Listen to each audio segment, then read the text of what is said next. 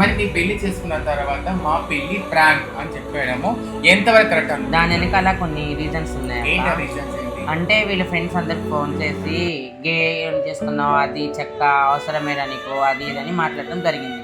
అతను చాలా ఫీల్ అవుతున్నాడు. నేను ఆ ఫీల్ అవుతుంటే నేను చూడలేకపోయాను అనమాట. ఆ రోజు నైట్ అంతా ఫీల్ అయ్యాడు. 24 hours ఫోన్స్ వస్తున్నాయి. మా మ్యారేజ్ అయిన తర్వాత మేము వీడియోస్ రిలీజ్ చేసాం కదా, రిలీజ్ చేసిన తర్వాత చాలా ఫోన్స్ వచ్చాయి. వాళ్ళ ఫ్యామిలీ తరపు నుంచి అందరి తరపున వచ్చాయి. కానీ అలాంటి వాళ్ళు తీసుకున్న అమ్మాయిలు దొరకట్లేదు అది ఇదని అంటే అతను ఫీల్ అయ్యి ఏడుస్తూ ఉన్నట్టు కొంచెం బాధగా అనిపిస్తుంటే నేను ఇది మార్నింగ్ చేసిన తర్వాత ఒక వీడియో తీద్దాం రా అని చెప్పాను. ఏం వీడియో చెప్తే నేను చెప్తారా అని తీసుకెళ్ళి నేనే అతనికి అది చేసాం.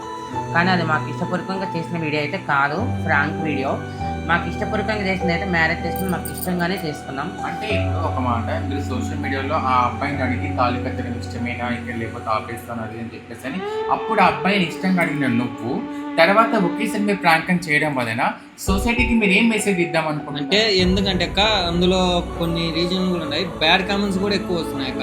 ఇలా అలా అని బ్యాడ్ కామెంట్స్, ఇద్దరిని నన్ను ట్రోల్ ఎక్కువ బ్యాడ్ కామెంట్స్ చేస్తున్నారు, తనను కూడా ఎక్కువ బ్యాడ్ కామెంట్స్గా అంటున్నారు. అందుకు నేను కూడా బాధపడినా. అందుకే తను తీద్దామన్నప్పుడు నేను కూడా సరే తీద్దామని చేయబోతున్నాను. కానీ అదైతే ప్రాంక్ వీడియో. మేము బాధపడుతూ తీసిన వీడియో తప్ప అందులో ఏమీ లేదు. మేమిద్దరం మనస్ఫూర్తిగానే పెళ్లి చేసుకున్నాము.